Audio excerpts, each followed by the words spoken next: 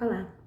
Hoje eu vou falar um pouco sobre um assunto que gera muita curiosidade dentro do consultório e fora dele, que é como fazer um diagnóstico de demência, né? Como a gente, no caso, a área médica, faz o diagnóstico de um transtorno de memória que pode ser classificado como demência, seja ele Alzheimer ou não.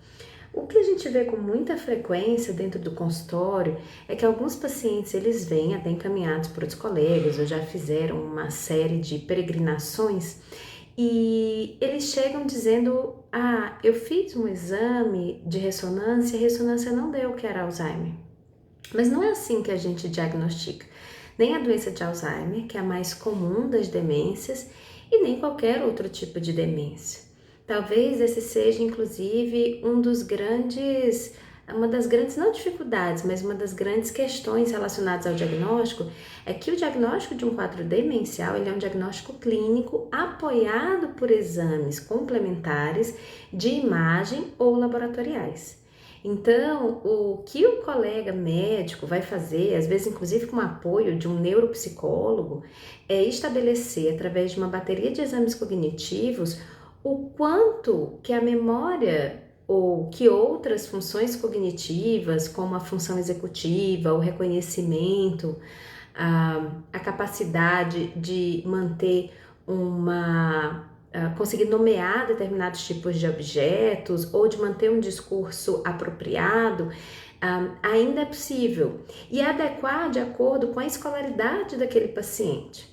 Depois disso, quando eu vejo que realmente eu tenho alguma dessas questões alteradas relacionadas a essas funções cognitivas, memória, função executiva, reconhecimento de pessoas, a questão relacionada à fala e à interpretação e à capacidade de se expressar, eu vou sim complementar pedindo exames laboratoriais, e os exames eles são importantes principalmente porque existem causas potencialmente reversíveis que também levam a transtornos de memória.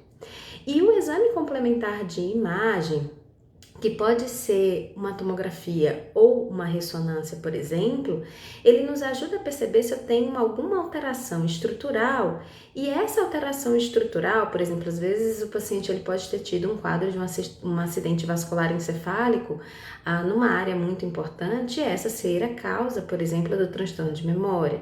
Ou quando nós temos um padrão de alterações de angiopatias, que também podem ser a justificativa de um transtorno cognitivo, mas ele não exclui, ele não é um excludente, né? Claro que eu tenho causas de demências um pouco mais raras, que eu posso pedir inclusive o apoio de painéis genéticos, ou seja, exames, testes genéticos, que podem nos apoiar nessa investigação.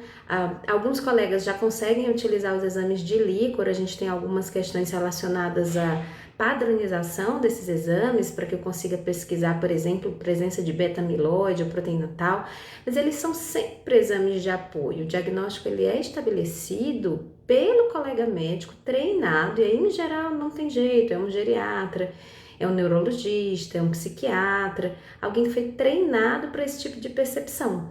Mas uma tomografia sozinha, ela não é excludente, um vídeo eletroencefalograma também não é excludente. Ele é um conjunto que vai levar a esse diagnóstico estabelecido. Espero que tenha sido interessante. Se você gostou, curte aqui, pode comentar. Se você tiver alguma dúvida, eu também tento responder nos comentários. Um abraço.